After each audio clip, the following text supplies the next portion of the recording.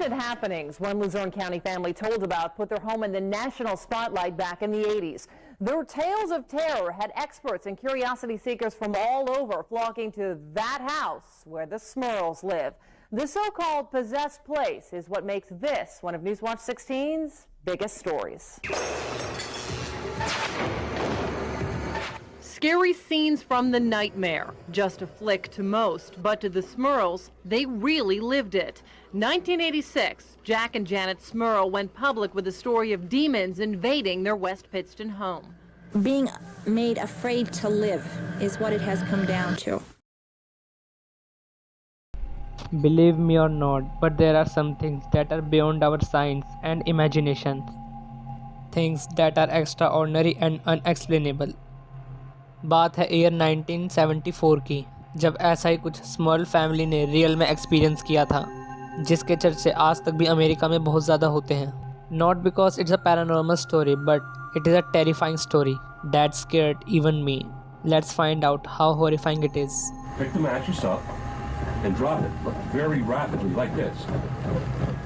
Like that. Like it looks like a carpet, just like a carpet, like you would, a housewife would have a carpet and shaking it out. You go to bed waiting, listening to make sure that the children will not be hurt. Jack and Janet Smurl एक double block house by करते हैं waste Pattinson में, Pennsylvania के. और house by करने तक कुछ दिनों तक तो सब कुछ ठीक रहता है, सब कुछ बिल्कुल सही चल रहा था. बट ये सब ज़्यादा दिन तक नहीं रहने वाला था. एंड ज़्यादा दिन से मेरा मतलब 3 या 4 दिन बस. After that things starts become uncanny. Small family के according very first paranormal activity began in 1974, जब उन्होंने ऐसा बताया कि उनका टेलीविज़न अचानक से बर्स्ट हो गया एंड कारपेट पर भी अजीब से निशान अपीयर होने शुरू हो गए थे. इनफैक्ट वाटर पाइपलाइंस भी बार बार रिपेयर कराने पर भी दोबारा ख़राब होती जा रही थी. बट ये सब तो कुछ भी नहीं था. इसके आगे चल के चीज़ें और भी ज़्यादा बिजार होनी शुरू हो गई थी. By 1977 they reported that events were escalating. उनका मानना था कि टॉयलेट्स अपने आप ही फ्लश हो जाते थे विदाउट ह्यूमन इंटरवेंशन. इनफैक्ट अब उन्हें फुटस्टेप्स तक सुनाई देने लग गए थे, और वो भी रात में. कभी कॉरिडोर्स में से तो कभी स्टेयर्स पर से किसी के भागने के फुटस्टेप्स सुनाई देते थे, जैसे कि कोई वहाँ पर दौड़ रहा हो. ज़रा सोचो ये कितना हॉरिफाइंग है कि रात को आपकी आँख खुले और आपको दिखे कि कॉरिडोर या सीढ़ियों पर कोई चल रहा है. सोचो क्या हालत होगी हमारी. बट स्मॉल फैमिली ऐसा कुछ रियल में एक्सपीरियंस कर रही थी. बट अभी तो सिचुएशन और भी ज़्यादा कोल्ड होने वाली थी. चाहे बाहर कितनी ही गर्मी क्यों ना हो, बट घर के अंदर हमेशा ठंड ही रहती थी. रॉकिंग चेयर का अपने आप ही हिलना, रेडियोज़ का अपने आप ही वर्क करना बिना प्लग इन करे, या फिर ड्रॉर्स का खुलना बंद होना, ये सब तो अब उनके लिए आम बात सी हो गई थी. बट अब तो उन्हें चीज़ें दिखना तक शुरू हो चुकी थी. 1985 में आम दिनों की ही तरह जेनेट अपने किचन में काम कर रही थी. बट तभी अचानक पूरे घर में एक ठंडी सी हवा चलने लगी.